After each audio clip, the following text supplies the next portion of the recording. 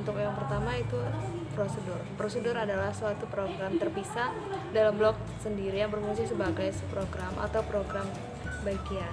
Prosedur yaitu bagian dari suatu program yang disusun secara terpisah untuk melakukan suatu tugas khusus atau fungsi tertentu. Pada dasarnya ada dua macam bentuk prosedur, yaitu prosedur subrutin atau subprogram dan fungsi.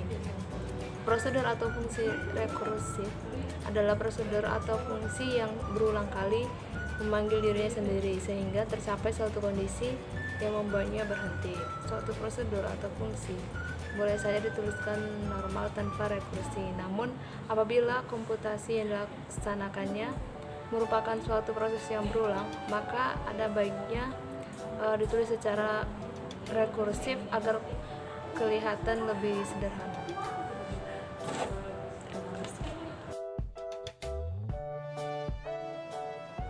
Baiklah, selanjutnya saya akan menjelaskan mengenai fungsi. Fungsi atau function adalah bagian dari program yang dibuat terpisah untuk melaksanakan fungsi tertentu yang menghasilkan suatu nilai untuk dikembalikan ke program utama. Menurut buku yang ditulis oleh Dr. Suarga, Algoritma dan Pemrograman pada tahun 2012, fungsi pada hakikatnya merupakan serupa dengan prosedur dalam pelaksanaannya, tetapi harus mengembalikan suatu nilai ke program yang menggunakan fungsi. Prosedur hanya bisa mengembalikan nilai melalui parameter input atau output.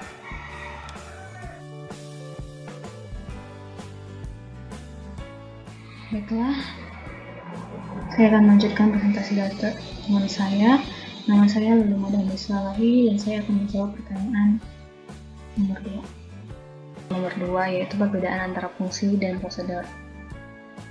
Yang pertama, pada fungsi nilai yang dikirimkan balik terdapat pada nama fungsinya. Sedangkan atau kalau pada prosedur pada parameter yang dikirimkan secara acuan. Yang kedua, karena nilai balik berada di nama fungsi tersebut, maka fungsi tersebut dapat langsung digunakan untuk dicetak hasilnya, atau nilai fungsi tersebut dapat juga langsung dipindahkan ke pengenal variabel yang lainnya. Sedangkan yang ketiga, pada prosedur, nama prosedur tidak dapat digunakan langsung. Yang dapat langsung digunakan adalah parameternya yang mengandung nilai balik. Sekian yang bisa saya sampaikan, saya kembalikan kepada moderator. Jawaban soal nomor 3, function max input A, B integer adalah integer. Deklarasi tidak ada. Algoritma if A lebih besar sama dengan B, then return A, else return B, and if. Prosedur, tentukan max input A, B, integer, output max integer. Deklarasi tidak ada.